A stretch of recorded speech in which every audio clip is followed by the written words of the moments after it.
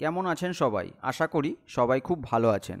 আজকের ভিডিওতে আমি মশা দূর করার 7টি ঘরোয়া উপায় নিয়ে আলোচনা করব। চলুন শুরু করা যাক আজকের এই ভিডিওটি। 1. লেবু ও লবঙ্গের ব্যবহার।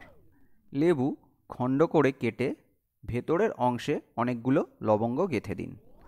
লেবুর মধ্যে লবঙ্গের পুরোটা ঢুকাবেন, শুধুমাত্র লবঙ্গের মাথার দিকের অংশ বাইরে থাকবে। এরপর লেবুর টুকরোগুলো একটি প্লেটে করে ঘরের কোণায় রেখে দিন। এতে বেশ কয়েকদিন মশার উপদ্রব থেকে মুক্ত থাকতে পারবেন। এই পদ্ধতিতে ঘরের মশা একেবারেই দূর হয়ে যাবে। 2. নিম তেলের ব্যবহার। নিমের মধ্যে মশা তাড়ানোর বিশেষ একটি গুণ রয়েছে। নিমের তেল ত্বকের জন্যও বেশ ভালো, তাই একসাথে দুটো উপকার পেতে ব্যবহার করতে পারেন নিমের তেল। সমপরিমাণ নিমের তেল ও নারকেল তেল মিশিয়ে ত্বকে লাগিয়ে নিন, দেখবেন মশা আপনার ধারে কাছেও আসবে না। 3. পুদিনার ব্যবহার। ছোট গ্লাসে একটু জল নিয়ে তাতে 5 থেকে 6 গাছি পুদিনা রেখে দিন খাবার টেবিলে। 3 দিন অন্তর জল বদলে দেবেন। জার্নাল অফ বায়োরিসোর্স টেকনোলজির গবেষণা মতে তুলসীর মতো পুদিনা পাতারও রয়েছে মশা দূর করার ক্ষমতা। শুধু মশাই নয়, পুদিনার গন্ধ অনেক ধরনের পোকামাকড়কে ঘর থেকে দূরে রাখে। পুদিনা পাতা ছেঁচে নিয়ে জলে ফুটিয়ে নিন। এই জলের ভাপ পুরো ঘরে ছড়িয়ে দিন, দেখবেন ঘরের মশা পালিয়েছে। চাইলে পুদিনার তেলও গায়ে মাখতে পারেন। 4.